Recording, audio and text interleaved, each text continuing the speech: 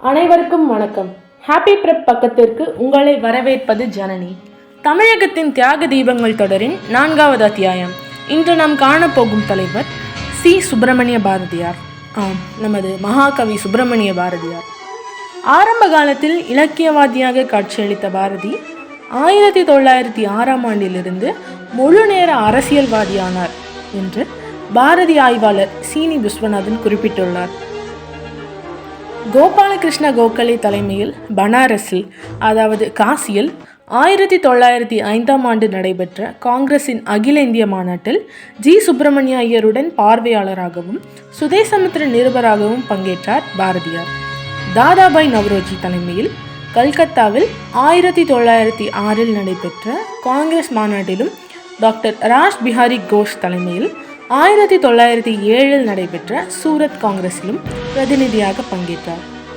சூரத் காங்கிரஸில் நிறைவேற்றப்பட வேண்டிய தீர்மானங்களை தமிழக பிரதிநிதிகள் சார்பில் வலியுறுத்தி பேசும் பொருட்டு வ.உ.சி., சக்கரை செட்டியார், பாரதி ஆகியோர் தேர்வு செய்யப்பட்டனர். 3 அகில இந்திய காங்கிரஸ் மாநாடுகளில் பங்கேற்று தனது அரசியல் அனுபவத்தையும் ஆளுமையையும் செழுமைப்படுத்தி கொண்ட பாரதி கட்சிக்குள் திலகரின் அரசியல் நிலையை தீவிரமாக ஆதரித்தார். பாரத ஜனசபை என்ற தலைப்பில் காங்கிரஸ் தொடங்கப்பட்ட 1885 1894 வரை பல்வேறு நகரங்களில் கூடி நிறைவேற்றிய தீர்மானங்களையும் தலைவர்களின் உரைகளையும் தமிழில் மொழிபெயர்த்து நூலாக்கி தந்துள்ளார் பாரதி. சூரத் மாநாட்டு அனுபவங்களை எங்கள் காங்கிரஸ் யாத்திரை என்ற தனி நூலின் மூலம் துல்லியமாக விளக்கியுள்ளார்.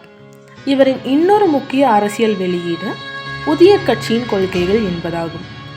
சென்னையில் தம் முற்போக்கு கருத்துக்களுக்கு ஒத்திசைவாக விளங்கிய சில தேசபக்தர்களை ஒன்றிணைத்து சுதேசி பிரச்சாரணி சபை என்ற அமைப்பை நிறுவினார்.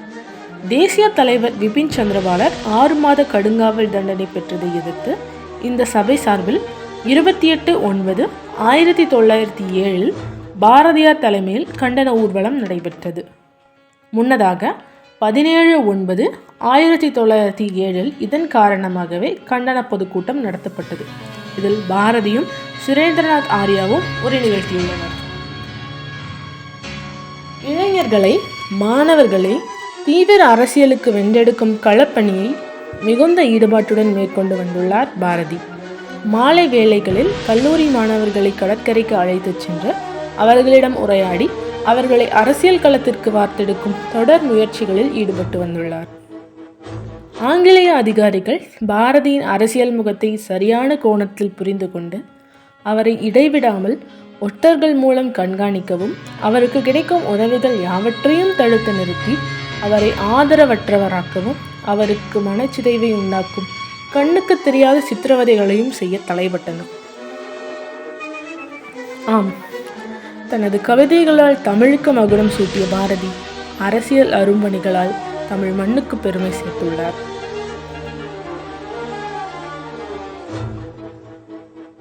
இத்தகைய சிறப்புமிக்க பாரதியை நன்னாளில் நினைவு கூர்ந்து வணங்குவோம். மேலும் பாரதி பற்றிய இனிய நிகழ்வுகளையும் நீங்கள் கீழே பகிரலாம். அடுத்த வாரம் மற்றொரு தியாக தலைவரை பற்றி காணலாம். அதுவரை உங்களிடமிருந்து விடைபெறுவது ஜனனி. நன்றி.